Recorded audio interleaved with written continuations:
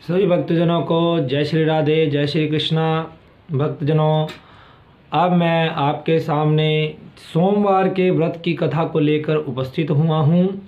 जो मनुष्य सोमवार की व्रत जिस भी कामना को लेकर करता है उसकी वो सभी कामनाएं पूर्ण होती हैं।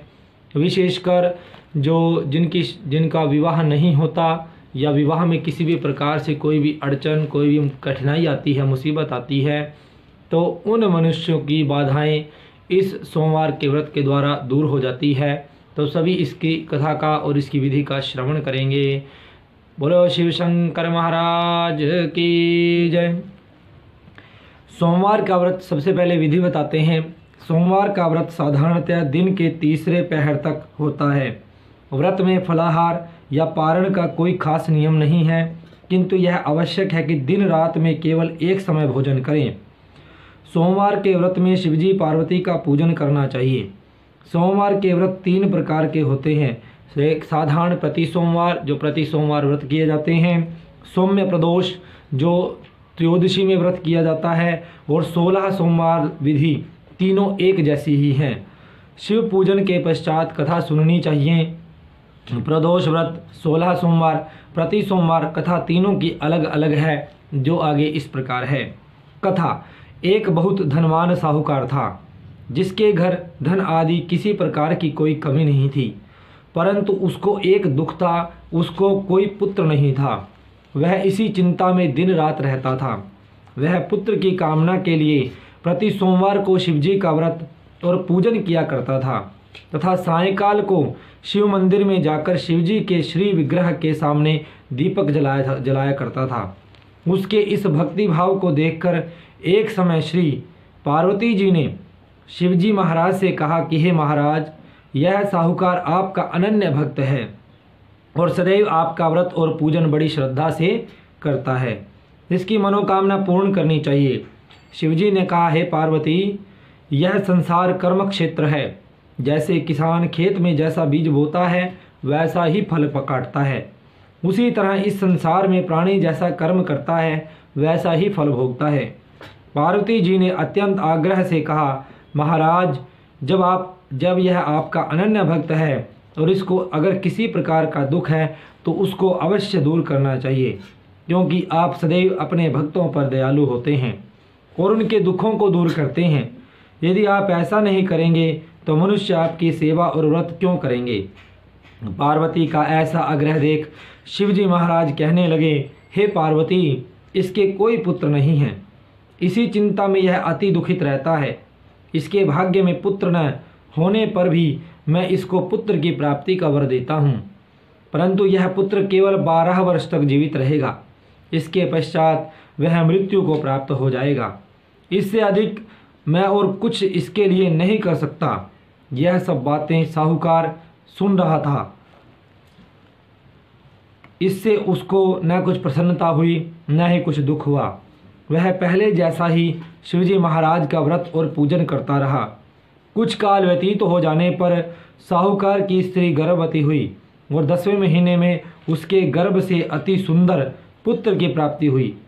साहूकार के घर में बहुत खुशी मनाई गई, परंतु साहूकार ने उसकी केवल 12 वर्ष की आयु जान कोई अधिक प्रसन्नता प्रकट नहीं की, न ही किसी को वेद ही बताया।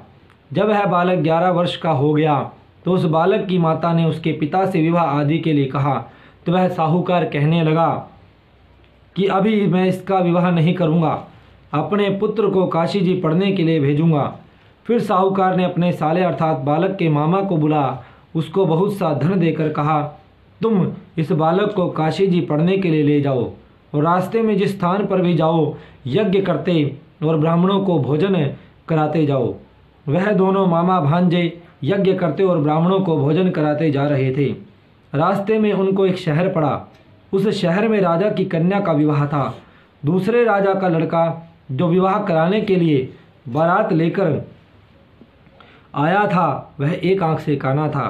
उसके पिता को इस बात की बड़ी चिंता थी कि कहीं वर को देख कन्या के माता पिता विवाह में किसी प्रकार की अड़चन पैदा न कर दें।